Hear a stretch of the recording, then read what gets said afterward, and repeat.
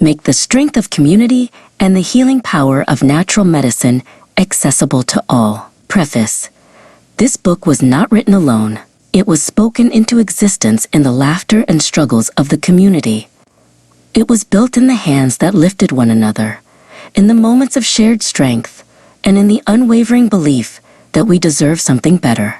Every word here was shaped not by one voice, but by many, woven together in the same way our community itself was formed, through connection, through intention, through revelry.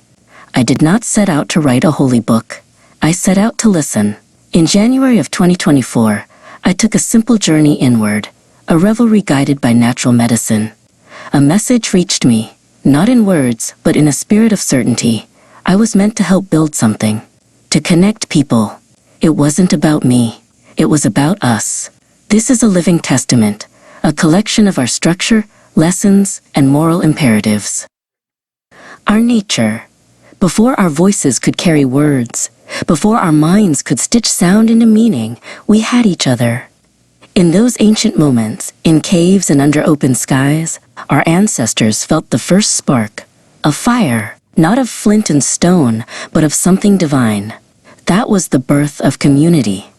But something happened along the way, something intentional. A division was sown in the human community through greed and fear. In the face of selfishness and scarcity, systems were built to keep us apart, to transform our kin into competition. We know better. Peace isn't passive. Peace is a garden, and gardens require tending. Weeds must be pulled. This is a call to vigilance, not violence, to drawing lines in the sand and holding onto your stick. Even if your only task is to remain standing, stand. Revere the self. Healing begins within. Strength starts within. A fractured self cannot fully contribute to the whole, so we must first tend to our own gardens. The body, mind, and self must be nurtured, respected, and strengthened. Just as a tree cannot bear fruit without strong roots, we cannot serve the community if we are depleted. To revere the self is not an indulgence, nor is it selfishness.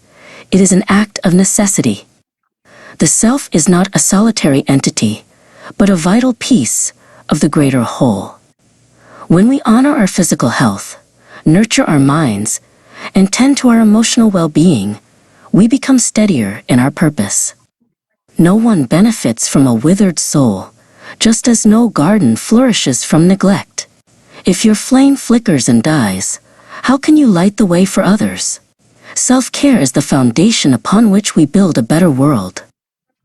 Embrace the communal experience. Alone, we are vulnerable. Together, we are resilient beyond words. To embrace the communal experience is to choose connection over isolation. It is the understanding that burdens are halved when carried by many. We are kin, not by blood nor obligation, but by choice. The universe provides. The universe provides answers, but only if we listen. It offers guidance, moments of kairos, those opportune moments where clarity emerges and action must be taken. We must swallow our arrogance, kill our pride, and accept that the universe offers answers beyond our comprehension. A thriving community is better positioned to see and act on what the universe provides. These truths are a cycle, one feeding into the next, creating a rhythm that sustains the community. Protection. Protection is the first strength of the community. It is the shelter we build together, the shield we raise against the dangers of the world and the storms within ourselves. We reflect upon the man, the one they called Jesus, who found people selling cattle and sheep in the temple. He saw the defilement of something sacred, and he acted. Making a whip of cords, he drove them out and overturned their tables. We hold true that when anger is awakened in our heart, the universe is calling us to act against injustice.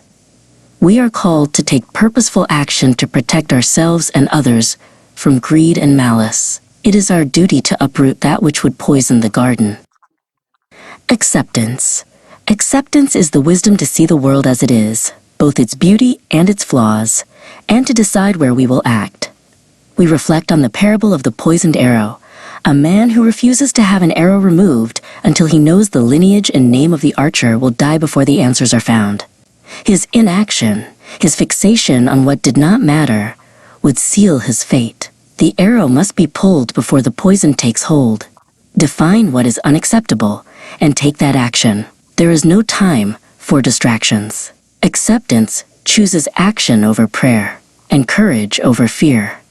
It is the quiet strength that demands we hold ourselves and each other accountable for the world we create.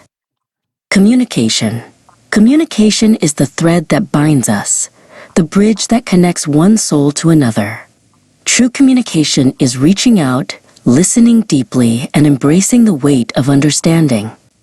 Kairos. Kairos is the opportune moment, that fleeting window when the universe aligns and you understand the rush in your soul. Now. It is not destiny or luck. It is the intersection of preparation and opportunity. Millions of years of circumstance have conspired to bring you here. Your existence is not an accident. The universe does not give second chances to those who let the moment slip by. To live a life that recognizes moments of Kairos and acts upon them is to embrace our power and purpose. The moment does not wait for those who hesitate. Life. Life is not simply existing, it is the act of living. To live is to move beyond survival and shape meaning from the raw material of existence. Pain and adversity are not signs of failure, they are opportunities for transformation. Defend autonomy. No force in the universe is more sacred than autonomy, the right of an individual to define themselves, to live as they are, to own their body and their identity.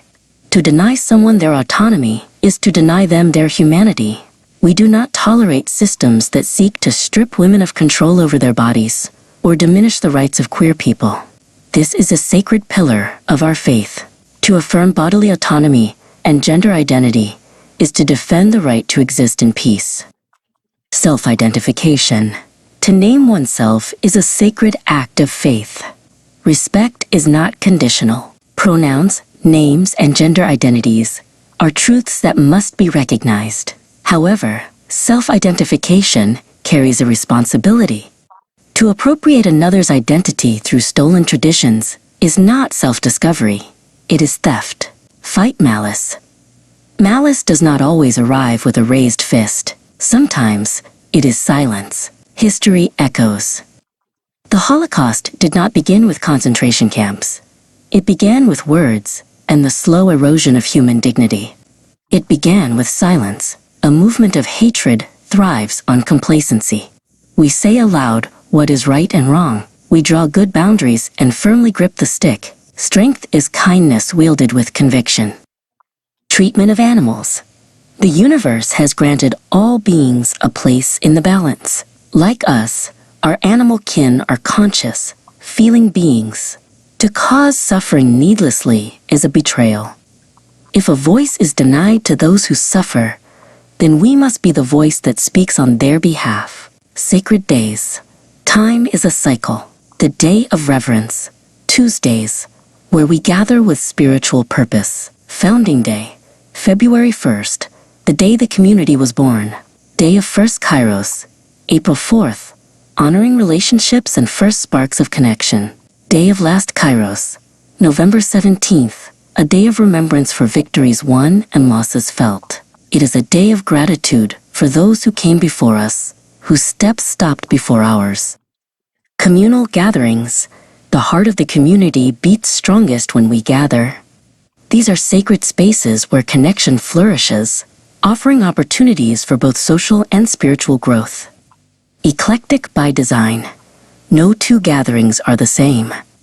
Some are spaces of quiet introspection.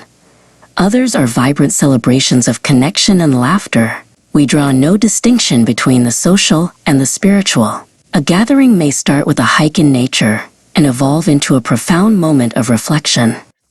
Spaces for empowerment. These are moments for members to speak openly about their experiences. Empowerment is about discovering the strength of the collective. 4 people in a room means there are 5 present. Each individual and the combined presence of the U.S. Closing revelry. The community stands. It stands because we have chosen to build it. Because we have decided that connection is more powerful than division. A single tree is vulnerable in a storm. A forest bends, but it does not break. Strength is found in the joy we cultivate, in the laughter shared, in the hands held with certainty that no one here walks alone. Dedication. I guide not just by a light of my own creation, but by one left to me from a soul that burned too brightly for this world. My doubts were burned away by the positivity he radiated. Today, Harry's light carries on. You will always be my kin. For you, Harry, the community stands and always will. The universe will provide, and together we will revel within.